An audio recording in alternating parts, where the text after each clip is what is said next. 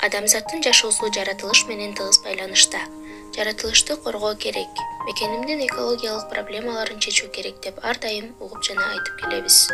Ошол эле учурда калктын санынын өсүшү, экономиканын өнүгүшү, техниканын көбөйүшү, адамдардын иш-аракеттеринин натыйжасында жалпы планетадагы экологиялык көйгөйлөр күндөн күнгө көбөйүп келе жатат. Экология жана экономика терминдери тыгыз байланышта. Мына ушул эки сферанын ортосундагы тең салмактуулукту сактообуз керек. Бул баланс сакталбаса, бузулса, биздин жашообузга жана келечектеги муундарга коркунуч алып келет. Бардыгыбыз экологиябыз таза, экономикабыз өнүккөн өлкөдө жашагыбыз келет. Бирок биз ойлогондой жашоону бизге ким тартуулайт? Албетте, ар бир адам өзү. Чоң нерсе дайыма кичинеден башталат дегендей, бул менин ишим эмес деп кайдыгер болуу туура эмес. Бүгүн биз силерге туруктуу өнүгүүнүн концепциясынын 17 максатынын ичинен жоопкерчиликтүү керектөө жөнүндө же кадимки эле таштандыларды иргөө же сорттоо, ошондой эле керектелген нерселерге экинчи өмүр берүү, бир эле жолу пайдаланбастан көп жолу пайдаланып үнөмдөө жөнүндө кандай иш-аракеттерди жүргүзүп жатканыбызды көрсөтүп берели дедик.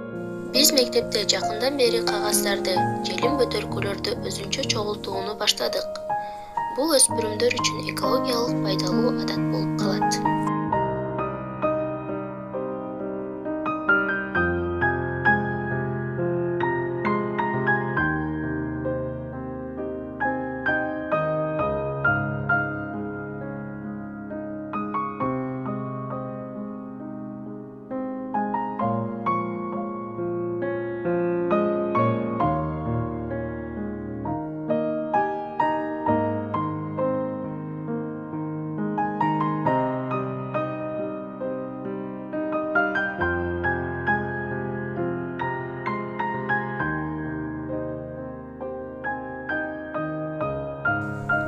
Ошондой эле мектепте өткөн ар кандай иш-чаралар да улам сайын баннер, дубал газета жасай бербестен көп жолу пайдалануучу такта жасап койгонбуз.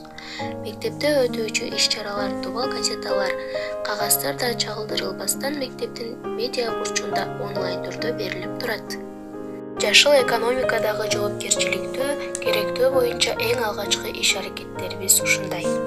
Аламга жолу айылдан башталат дегендей, ар бир окуучу үй-бүлө мүчөлөрүнө экологиялык пайдалуу аракетти үйрөтсө, ошентип коомчулук үйрөнүп, келечекте Кыргызстандын туруктуу өнүгүүсүнө жана жашыл экономиканын концепциясы ишке ашат деп ишенебиз.